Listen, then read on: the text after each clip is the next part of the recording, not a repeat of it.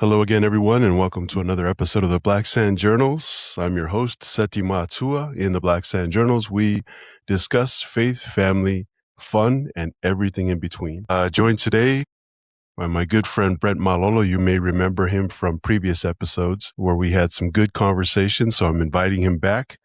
Welcome, Brent. How you been? It's been a Thank while. you. It's been a while, Seti, but thank you for allowing me to come back on your Absolutely. site and talk about what we're going to be talking about today. Thank you. All right. How things been going? I know you've been I didn't realize you were still doing the airlines. I know you retired from the Postal Service. How many years did you work there? Yeah, I did. I retired from the post office in May 23, and I was there since January of 93. So just a little bit over 30 years. Yeah. In the meantime, I was still working the job that was a full-time job at the time when I went to the post office. So what happened is that my wife, she was a flight attendant with the same airline that I was working with. And then we were expecting our first child, and that was back in late mid 92.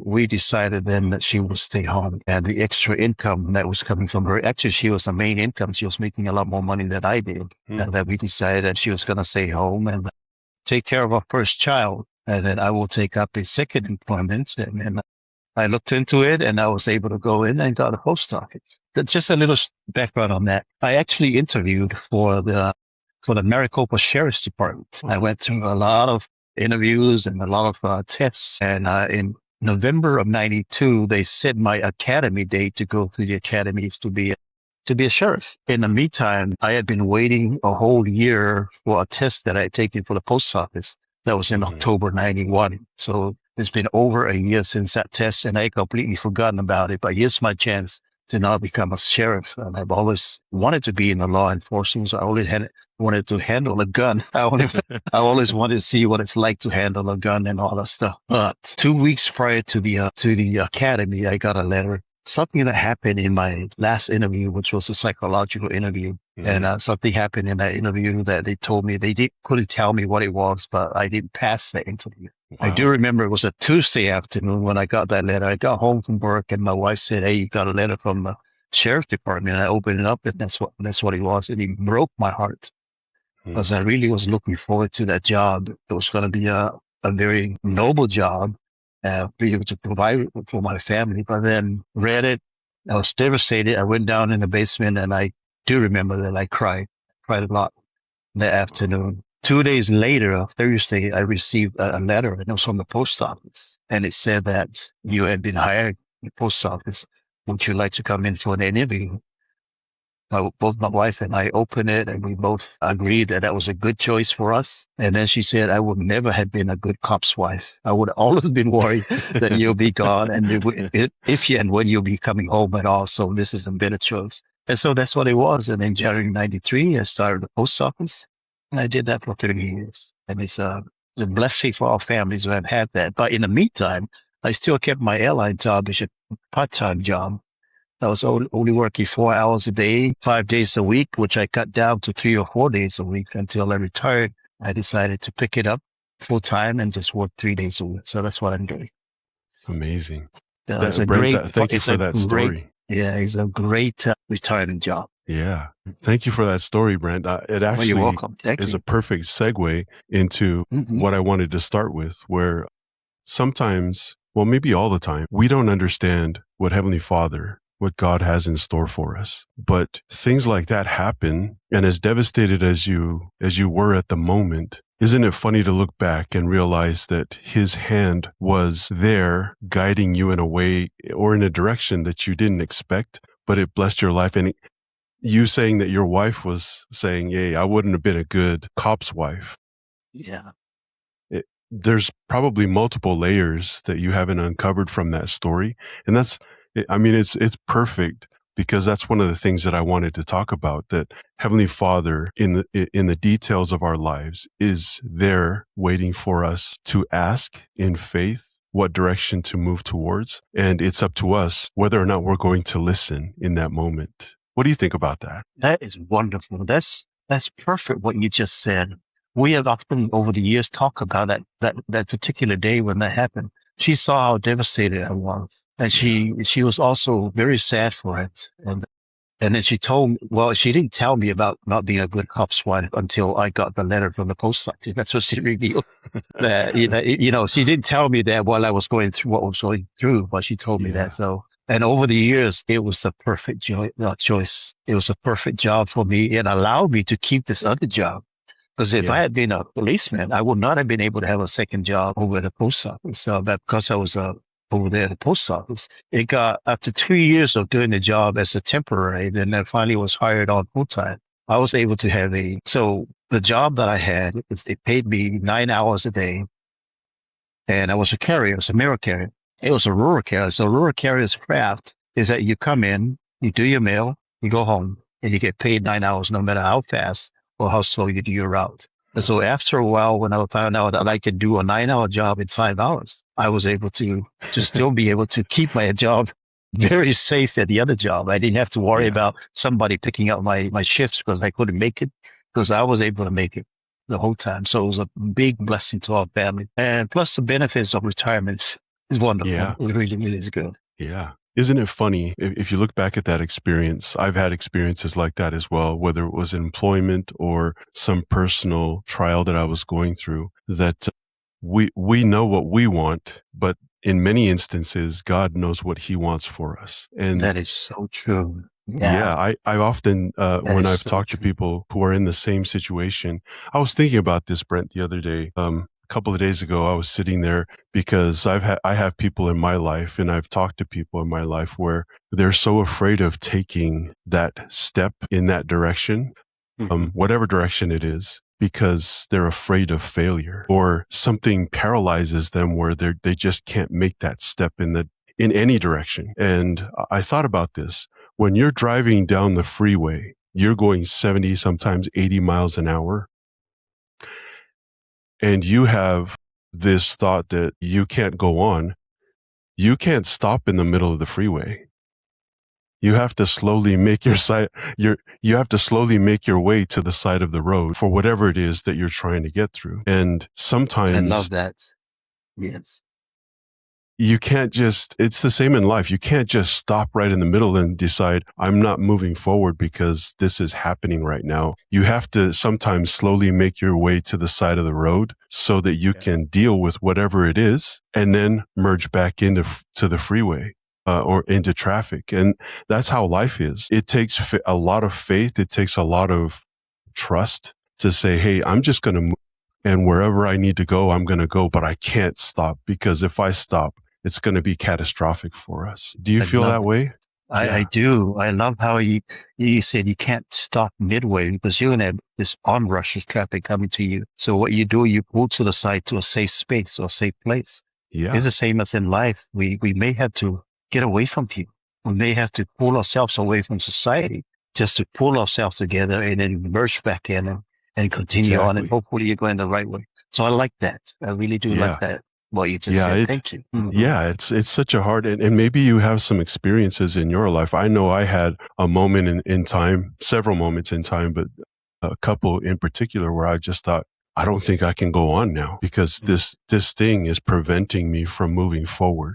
But it took the love and nurturing of people in my life. It took my faith in God and a desire and the desire came slowly. But I knew that I had to move because just like in your situation, where you have this baby who's coming into your family, you have a wife that you need to provide for, and you just have to find the strength in that moment. Even when I didn't want to move, I knew I had to move because there were people depending on me.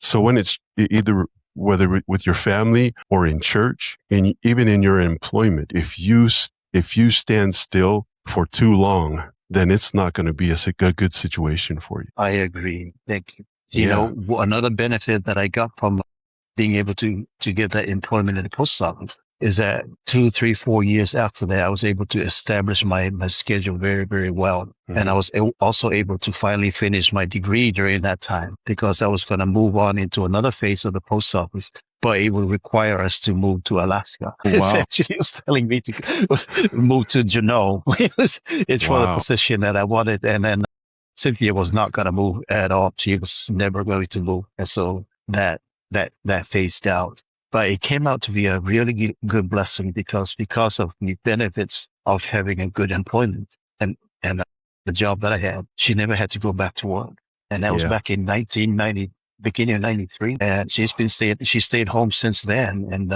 all four of our children were raised by Cynthia at home. The babysitters were rare in our home.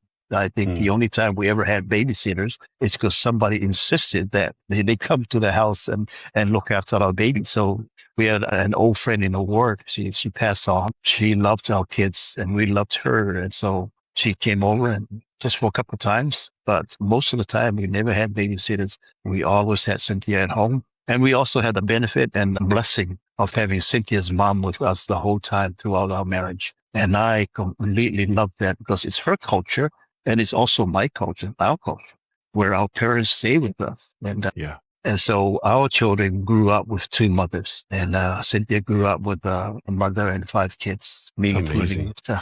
Yeah. Brent, as you look back and to that experience and other experiences, do you think there are people that you have met, whether it's at the post office or in your job with the airlines? Do you think there's people that you have met that you wouldn't have met in any other situation that have been this massive influence on your life or the lives of your loved ones, like this lady that you're mentioning? Most certainly. There have been so many great people in my life, at church, at the post office, and also at the airport. But just in our community as a whole, especially the Polynesian community or the Pacific Island community that we have, many of them have been great influence to my children.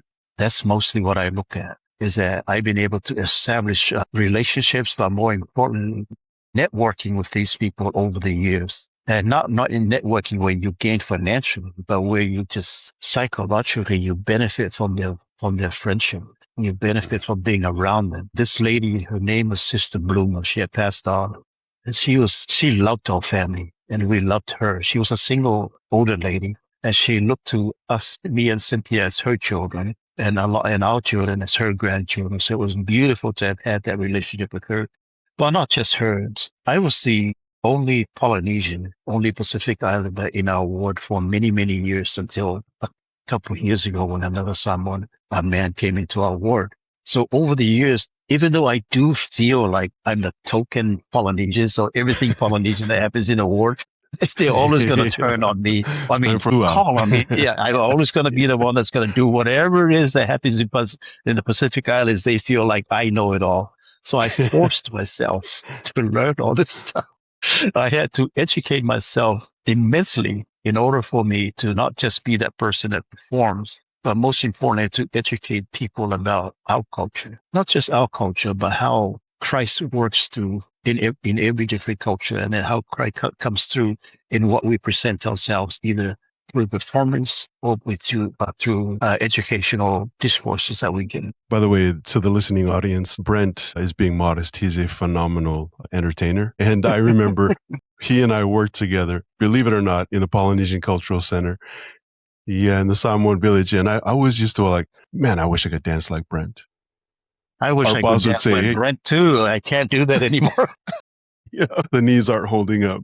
But our boss would be like, hey, get out there and dance. And I'd be like, you want me to dance by Brent? That's not going to be a good thing. Anyway, yeah, just going back to that thought that you had about this wonderful woman who became such a good friend and many of the friends that you've had in your life. I can recall many experiences from jobs that I took because I needed to take a job, you know.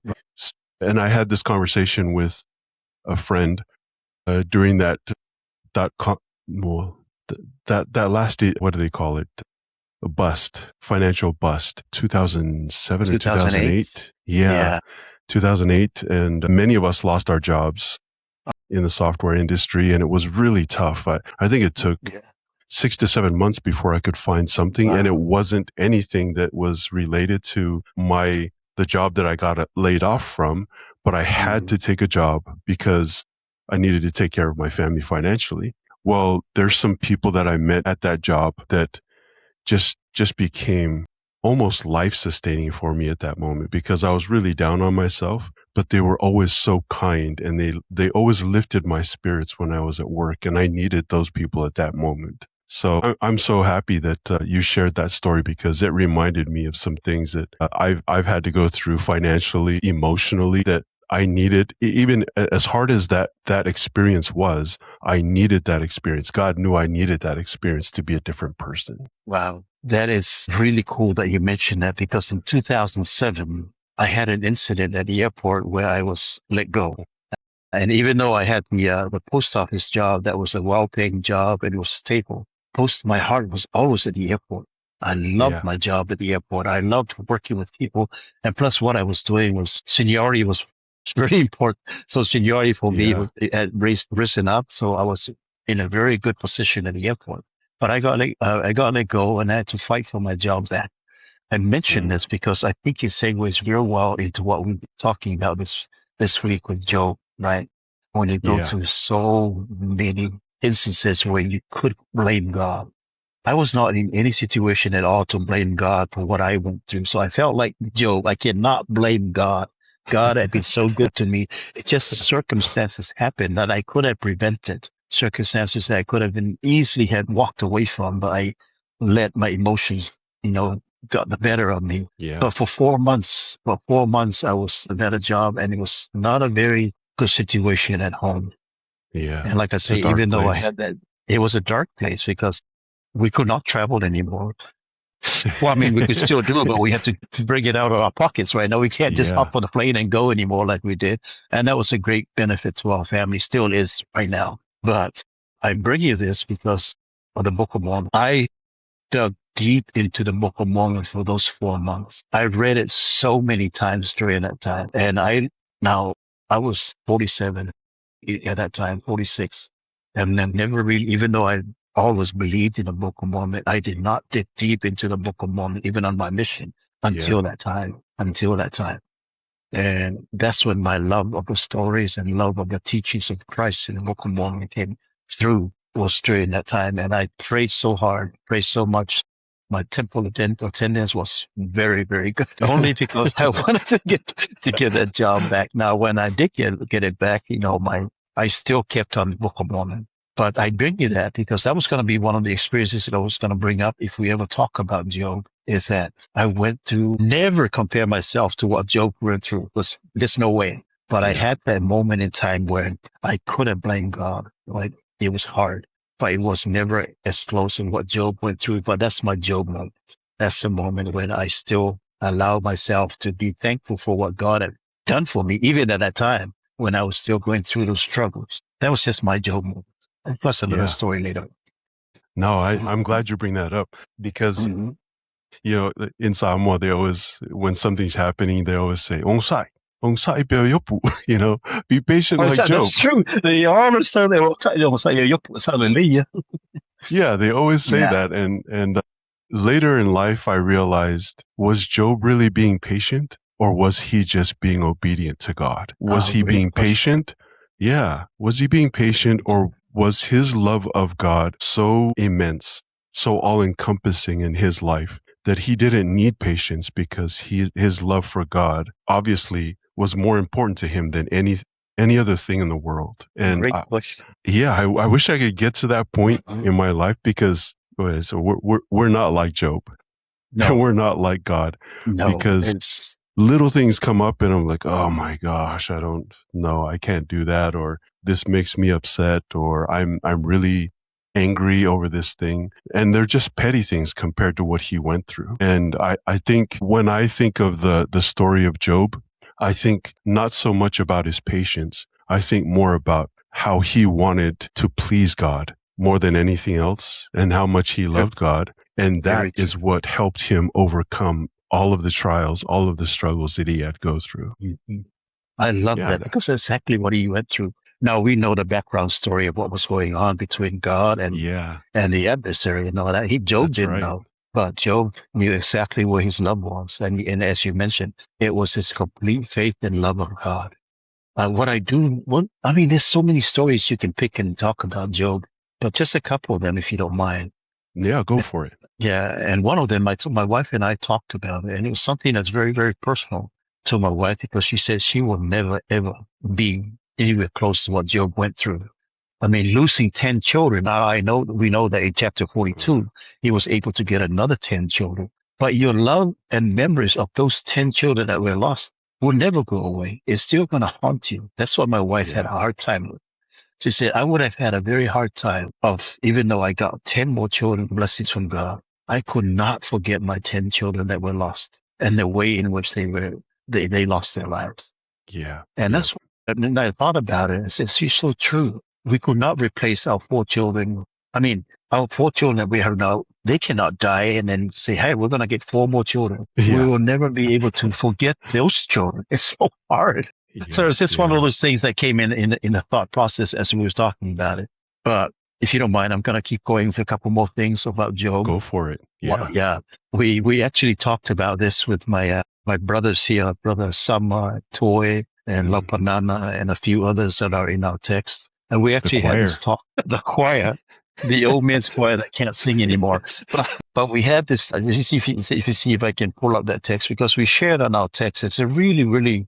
I love it that we have this text group, and then now and then we'll go silly and talk about certain things. And now I can't pull it up. Oh, there it is. But I brought up 5 points, and these 5 points that we brought up were just on chapter 1. We didn't even get out of chapter 1 Wow. because it was such a wonderful thoughts that we came out in chapter 1, and one was the very first one. Oh, there it is. All right, let me see if I can pull out that text because we brought up these 5 points. Sorry, it's taking a bit. No, take your time. Yeah, yeah. I mean, oh man, I'm so sorry. Mhm. I'll find it. Go ahead, but let me see if I can find this one. No, just a thought I had while you were talking about that, about children. And I think it's important for children, if my kids are listening to this, it's a reminder to them as well, because this is something that's coming to me from the Spirit as a reminder, is that just as much as Satan is trying to lure us away from God, just as much as he is putting things in our path, worldly things that will distract us from our heavenly goals, our spiritual goals. It's a stark contrast to what, because we see all of the worldly things that are happening that are distracting us or tempting us or pulling us away from God. But on the other side, in places that we're not aware of, God is fighting twice as hard to keep us where we need to be. And that's when our agency matters most. Are you deciding to be the natural man, or are you going to decide to be the man that God wants us to be? And he's fighting for that. Yes. Yeah, I love that. One of the things that I really loved about this story is the friends. Yeah. And I mentioned that to our group, and I said, I'm so glad I have friends like you guys. Because we feel like we haven't been together for about 2 months now since the beginning of our Samoan branch. But for every Friday or every Monday, we will get together, and one of our friends told us that was therapeutic for him. Yeah. And I've always thought that over the years, but he brought up a real good word, and it was therapeutic for us to get together. And Yeah. even if it's just to, get together and drink cocoa and eat bread and tell the same old stale jokes, the same old stale stories, and sing the same old songs over and over again. It wasn't about that. It was about camaraderie. It's about getting together and even if you just don't say anything, even if it's just an hour, sometimes we last 3 to 4 hours, but we feel like that being together was very, very helpful to us. Whether it was a release from what happened during the previous 7 days or just to get together and be happy. And that's when I thought about Job when his 3 friends showed up.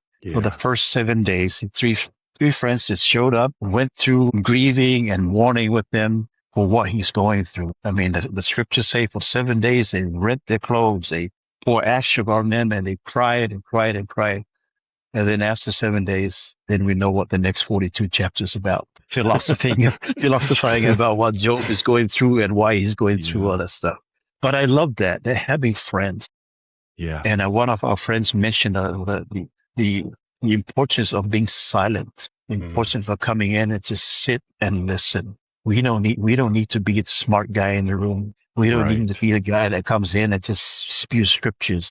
We don't need to be the guy that comes in and spew any knowledge on somebody that doesn't need that. They just want you to be there. They want you to come in and just listen and maybe just talk nothing. Yeah. But you're there, right? there may be Spirit to some time spirit. later on you're going to have those discussions that are important to you and maybe to that person. But that person just needs you to be there. So Yeah, absolutely. Man, absolutely. it's like they say, those associations, those relationships, and the moments that you spend with people who are lifting you up, those times and those people are good for your soul. And Yeah. my wife, I'll tell you this funny experience. My wife used to sometimes get annoyed, but she would laugh because she would show up to my house, and we're not a small family. There's quite a few of us, and little kids started to come along, but we would just sit there. Nobody was talking, but we would just sit there. And later on, she would say, "Why don't you guys talk when you guys are together?" And in my mind, this is my perspective. My siblings might have a different perspective, but for me, we didn't need to say anything. I felt really good just being there. I love that. That is so cool. You need to say, you didn't need to say anything. Sometimes No. there is so much goodness in just peace. Just not Yes. saying anything. Yeah. And I shared this with we had Young Men's Camp. Jen and I were state camp directors this year. So we did Young Men's Camp up in the mountains, and we have these 2 young men from each ward who served as captains. And after the first evening, we got together, did a little powwow, and I said, actually, this was before we even went out. It was one of our final meetings, also with our Stake Young Men's presidency. And I said, hey, do you guys hear that? I mean, there was a moment where it was just silent. And I said, do you guys hear that? And they said, hear what? And I said, exactly. There's no noise. And when we go to camp, when we go to camp, I would like to ask that we don't have boom boxes, that we don't have loud conversations, that there's moments where we just sit there and listen. And those are the moments when the spirit is strongest, because your thoughts are not being interrupted by conversations or loud laughter and things. You're given a moment to just feel something, and God will answer. You ever had any of those moments? Oh, yes.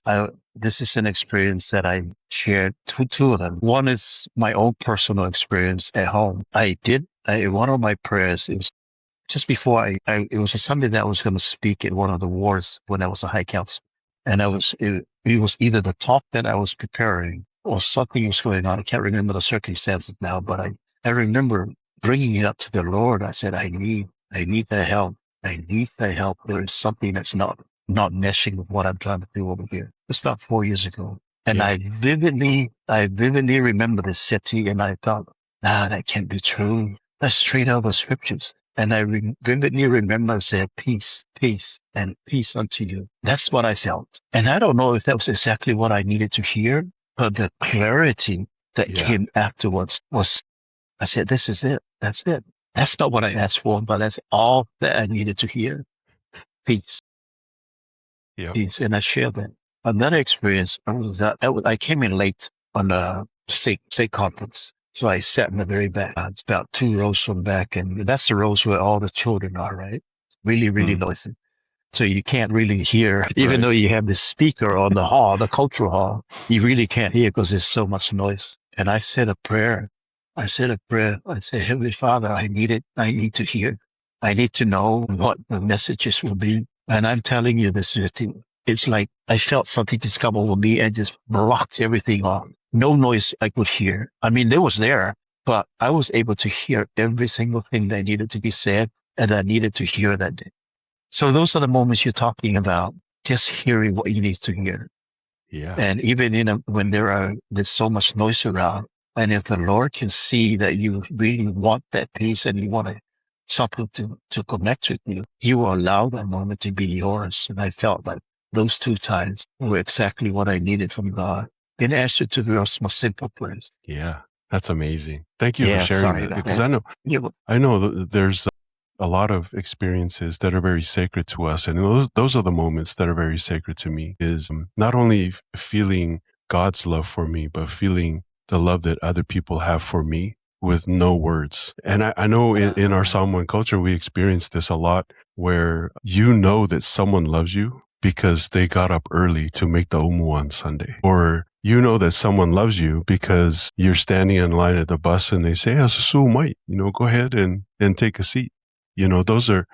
Those moments to me are very sacred and powerful because people, that's when you hear this, it becomes cliche now, but you hear this, people are saying, "I just wanted to be seen." I feel like I'm always seen by people that I didn't expect to be seen by. Just through their actions. Yeah.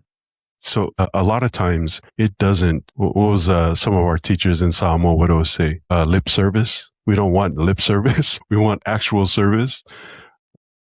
Those are the people that have a real big, they have a big impact on my life because it didn't require them saying anything. They just went out and did it. Well, And you're thank you for probably sharing experiencing that in I your love branch that. right now. Our branch is growing so fast. There is always something happening, and even a few of us have started talking about how fast it's growing. Yeah. We started out with about 123 people in the roster. I mean, in the ward branch list. Uh-huh. We are well in the mid 200s right now. I mean, every Wow. Sunday there's always new people coming in. So it's a wonderful, wonderful branch. We have a great presidency. I don't know if you've heard of name is Leone Josefa. He's born and raised here in the U.S., but his father he lives up in there in Utah and moved in from the Bay Area. Okay. But he's a great young man, and I think that's where our bishopric and our presidency needs to be at. Yeah. A young man that can keep up with the youth. Right. There's no more use for Exactly. us old guys to be there at all. So we're just here to support. That's right. But yes, we as far as our branch, we're learning new things every week as new people come in. We started to see people that haven't been to church for many, many years due to that they would love to have gone to church if it was a Samoan branch or Samoan ward, Right. which saddens me again. And sometimes I feel like that's the only reason why they wouldn't go to church or go to church. We go to church for other reasons, but it's still good. It's still good that you're able to come out. Yeah. Exactly. Brent, you're a well-traveled man, and I had a question about I've been blessed. in your travels. I know you've been to many, many places.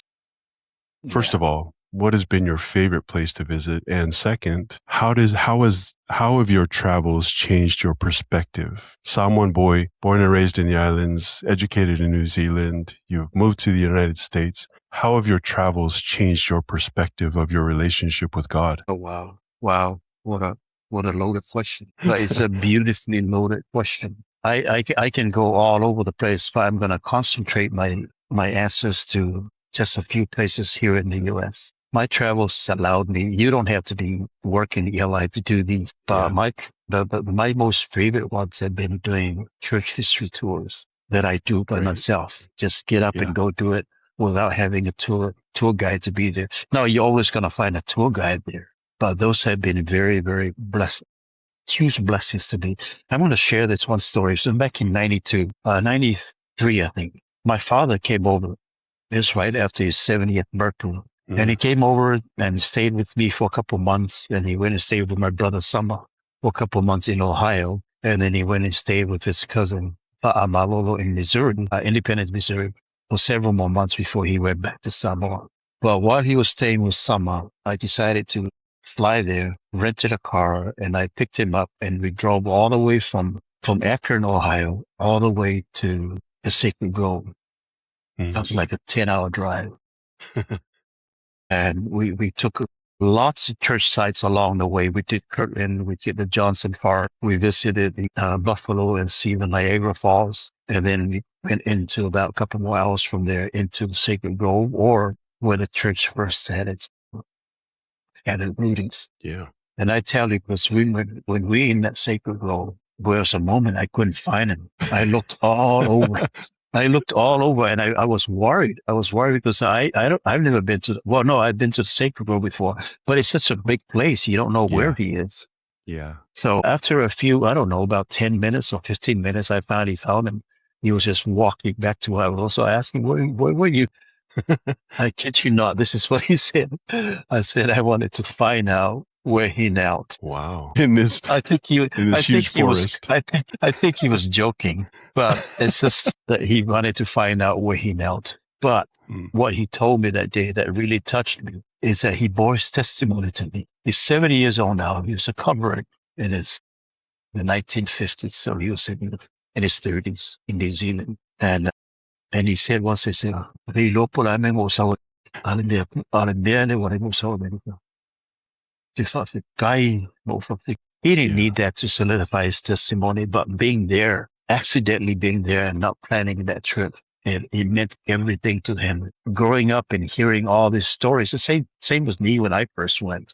Growing up and hear those stories in the past and always enacting little plays in the primary or little plays in the ward or little plays in the stake about the sacred grove and that first vision. And when you're finally at that place and be able to see and feel where that took place, it was a big testimony boost for him, as it was for me too.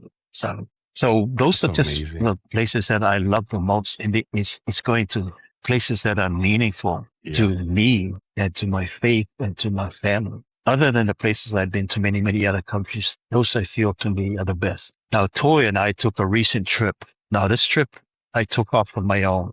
I was already in Iowa on Monday. And Toy knew I was going to Iowa, and I had told her that if he would like to go. And he goes, "Yeah, I would like to go." But last minute, there was a flight I needed to get on, and I jumped on without telling Toy. So Toy texted me, and he goes, "Hey, when are you going to Iowa?" I said, "Toy, I'm already in Iowa." And then in this text, he goes, and then nothing else. And then I said, "I don't want to do that to my friend." So I said, "Hey, there's a flight at 6:30. You want to jump on it? It's wide open." So he got on the flight, but he didn't get into 2:30 because that was the only time when Arizona had its dust storm of 2026. So he was stuck at the airport for several hours. But he showed up, and the very next day, I said, "Toy, we're going to go visit these three places. We're going to go to Adamandayaman. And then if we have time, we're going to go to Liberty Jail. And if we have time after that, we're going to go to Independence Jail." So from Des Moines, where we were, we got our car and we went to Adamandayaman. We got lost because we didn't know if the place had tour guides or if the place had a visitor center. So we just drove around in circles. And we ended up back to a place where we were at the beginning. It looked like a bunch of sheds and a bunch of warehouses. So we pulled up, and this young man came over to the window and he goes, "Talofa." Just random. out of the blue, he just said "Talofa." And we both looked and said, And you said, "What Talofa?" "Mabuhay."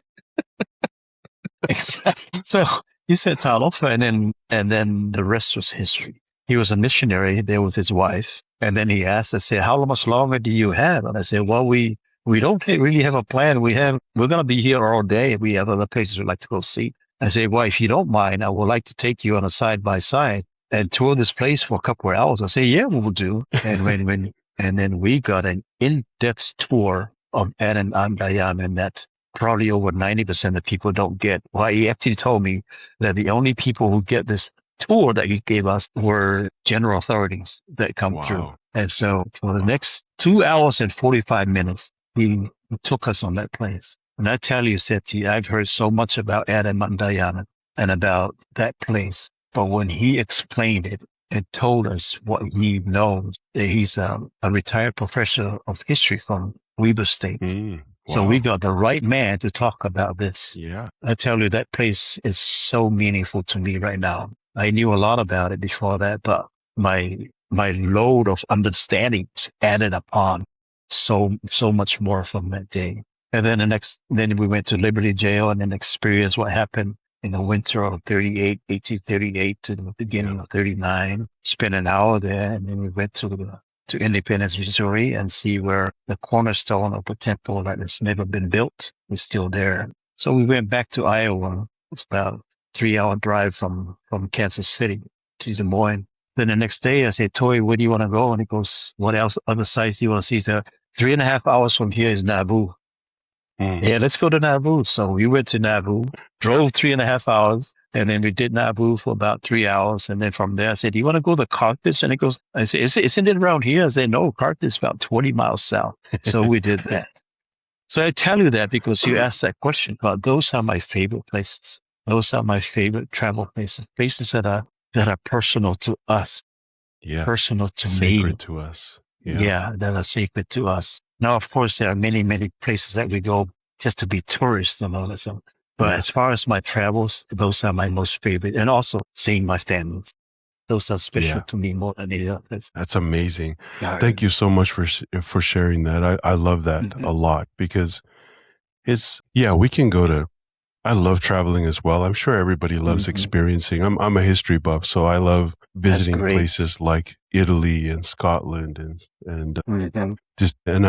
we're islanders, so I didn't have a lot of desire to visit Europe, but I love visiting Europe because of the history there. And we had a chance not too long ago. Well, feels like not too long ago, but we visited Israel and walked where the Savior walked Oh, wow.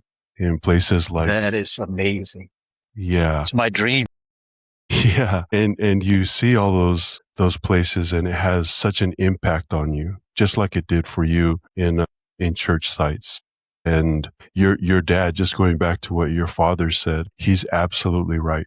You don't need to be in those places to know that God loves you. Anywhere you go in the world, you can see how much God loves you. And you can build your testimony wherever you are. Just like, I believe it was Elder Uchtdorf said, you can lift where you stand. And it's the same for us. You don't have to visit these places. It helps build your testimony. But like your dad True. said, my testimony is solidified because I know God lives in the things that I've experienced. Yeah. Excellent.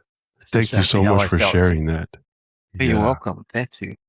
I felt impressed to ask that, and I don't know why, but now I know why, because we needed to hear that from you and from your dad. And I know Well, that's thank you. a sacred Yeah. experience for you. Brent, I wanted to I know we've had such an amazing conversation. We need to do this. We need to bring Otley back on for sure and Mhm. Bati and have a nice little jam session. But True. Well, it's I 15 wanted minutes already. That went by real fast. Oh, wow. Okay. I, I wanted Yeah. to round things up and close things off with a Psalm 1 proverb, and it's Ofana wa manu fafanga I fuola au or fungola au a ofana wa tangata e fafanga I upu. The translation, as best as I can come up with, is the offspring of animals are fed with fruits and plants, but the offspring of humans are fed with words. And I would even go as far as saying good words and good examples. Words of You ever, wisdom. yeah, you hear that quite often in Samoa, especially when we're getting in trouble. Yeah. But have you ever had any experience with that proverb, Brent, in your life? And just thinking about some of the things that I've seen on the news lately from back home in Samoa. And this is not a dig on our youth, but it feels like we're losing a little bit of that love and respect for one another when you see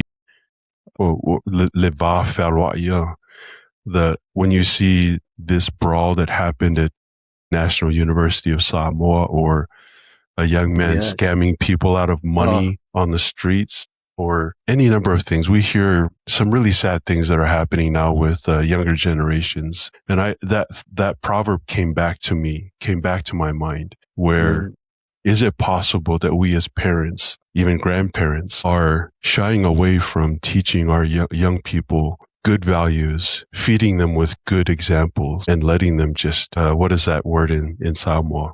Well, kufau. I can't remember. I don't know if there's a good translation for that phrase, kufau, or just letting kids be wild. Is that right? I'm not familiar with that term. Yeah. Okay, but thank you. Thank you for asking that.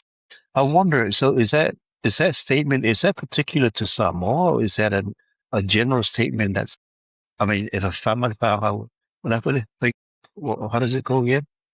If a family, Fanga whānau tangata whawhangai upu. Yeah. Yeah.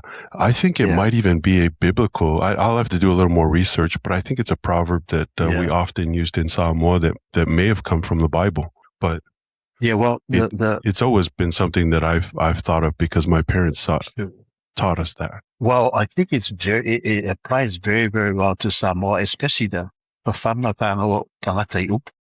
Yeah. And in Samoa culture, we grew up being fed with words, especially words of the culture. I mean, not just for the culture, but words that will be helpful to you later on. I mean, some of the wisest people I know in this world are our Matais. but people that grew up learning that language of how to talk and how to speak in front of people and how to give.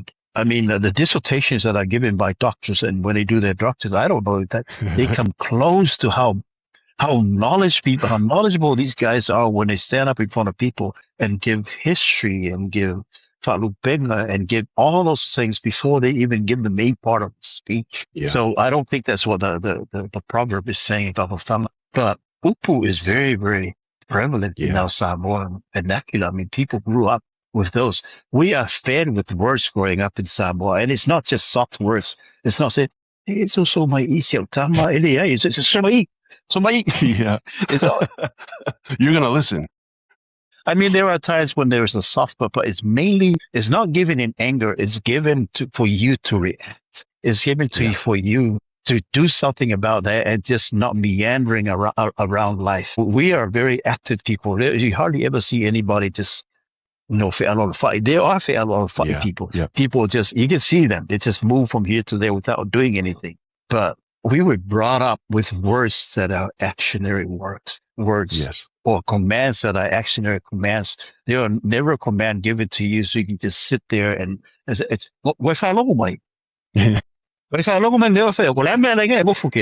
like you gotta move. Once the command is done, you move. But going back to that proverb, if a fama I feel like our young people, especially with what's going on, not just the misa and also fights along the schools, on the roads after school, but also with the pandemic of the drugs that's going on in Samoa, the ISA, right? Yep. That is so prominent in the Samoa now. That's so sad to see that. And I feel like it's a lot stronger now since the pandemic of the COVID-19 since 2020. Mm-hmm.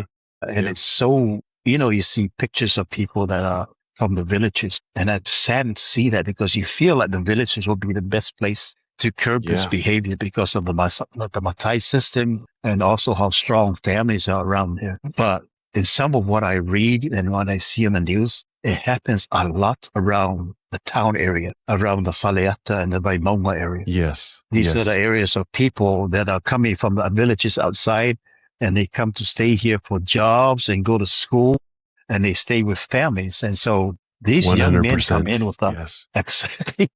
And there's not a Matai system in that. And there's not a Matai system those in areas. Other than Mota'a and Baimoso.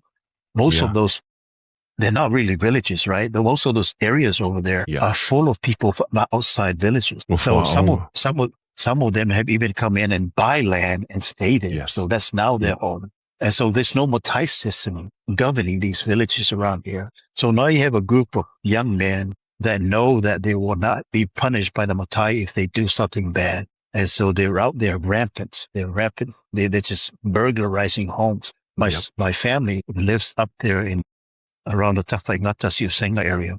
Those are new villages up there. Yeah. And all of those are new homes, new families getting together, and they don't really talk to each other. It's just you fence yourself in. And it's just like here, you fence yourself in, you pull your car out, pull your car in, you never really talk to your neighbors. Yeah. And so you never know what's going on around there. Because they're not your people. They're not, that's true. Your allegiance is still to your village where you come from. Yes. You have no allegiance to anybody around here. So the propensity for young people to do something bad is stronger with them because there is no penalty. The only people that are going to penalize them is the law if they're caught. There's no neighbor to tell on you and say, hey, none of that is available over there. So along with that, they come in and some of them don't make it good in school. There's no good jobs for them to get so that they can support their families, not just a family that they stay here around the Faleata or the Waimaunga area, but you still have obligations to your village and your families where you come from. So you're always pressured. You're always pressured to do something about a job. And then even the job you have does not pay well. So there's a lot of pressure on these young people to do something, not only for their situation, but for the situation of the immediate family, but also obligations to the extended family out there, to the Matai circle, to the church, and to the Whaifeau and all that stuff. So there's that. So then Yeah. you find all these people just burglarizing homes to supplement an income that is not enough to give to the parents or give to the family outside. Those are just my thoughts about wealth. No, those are good thoughts. And this is why I like having these conversations, because different perspectives really help educate us and help us to see things that maybe we don't see. And I love that you brought that up, that second thought, because our initial reaction to it is always, oi, sole. They're not learning, or they're there for the wrong purpose. They don't have, because there's so many layers of this that we can explore. Because even in our villages, sometimes when you go to village council meetings and you listen in to what's happening, a lot of it becomes more performative, but they're not. I just think back to when my grandfather was in those village councils, and it was like those old men governed with love and had the respect of their people because they governed with love. And I'm not saying that today's village councils aren't doing that, but it feels like there are certain motivations and intentions that are happening behind the scenes that we're not aware of, that might be leading to some of these things that are happening within the villages. And it's good that you bring up what in areas like Baimong and Siusiang, where they're selling off plots of land and people are just living there, doing their own thing. The lack of government structure or village structure in those areas where the Matai is not present really leads to some of the things that we're starting to see. But I guess the question also comes is what are these? I know these kids are being taught good things at home. Oh, they I are. know these, Yeah, exactly. yeah, True. and they're They're coming taught from with families that very are teaching them the right things. So what is it outside of their homes that is leading to that is, and it's not even just the young generations. I'm seeing even in some of our generations where they're still resolving their conflicts with physical violence. violence. That's so true. And I left that part of my life back in my 20s and, maybe even trickled into the 30s, I'll be honest. But now later in life, I know that there's a better way to resolve conflict. And Brent, maybe I should ask you this question. I listen into sometimes Lefongo when it's in session. Oh, yes. Yeah. Doesn't it seem like there's so much conflict in government that it's trickling down to the rest of the people? Yeah, I don't know if I haven't been keeping up with Samoa politics for years until recently, but there is so much division in the Yes. parliament, right? Yeah. And yeah. that's been a reflection of what's going on in our people over there too. It's the same where we live, and the same in the other countries. But we're talking about Exactly. Samoa. It's such a small country, but Yeah. the political people are not agreeing on anything at all. There's nobody that's willing to say, Yeah. so you might say, oh man, I think there is nobody. Yes. You're always going to go up against somebody, even if it's a great idea that we know it is. But somebody always has to come out and say that his idea is better. There is no agreement on anything at all. So how are you going to have a country that's going to be together or come together if you have leaders that do not agree on anything? Now, whether you agree one side or the other, that's not the point. The point is that they're not agreeing on anything at all. And that's a reflection of where the youth are and where not say the majority, but a lot of our people are at. So that's even, it even happened in the villages where families are somewhat going up against families divided, because of political divisions. Yeah. Yeah. So I love that. I love you bring that up because it goes back to your thought about words and how important they are in our culture. Mhm. And I just remember when we first moved to Samoa, I was a young kid. I really didn't understand what was going on most of the time. But I remember going back and listening very closely. Once I could understand some of the words that were being said in Parliament, even when they disagreed, they crafted their words in a way that we have a disagreement here, but I am willing to move forward because it's best for our people. Yes. And even if they had personal issues with one another, the way they spoke, because they knew the public was listening, they still spoke with love and respect for the mantle or the person in authority. Whereas when I listen now, it's just cutting personal divisive remarks that don't help anyone, including the people that we're serving. Yeah, it's unfortunate. It's unfortunate that we're seeing that.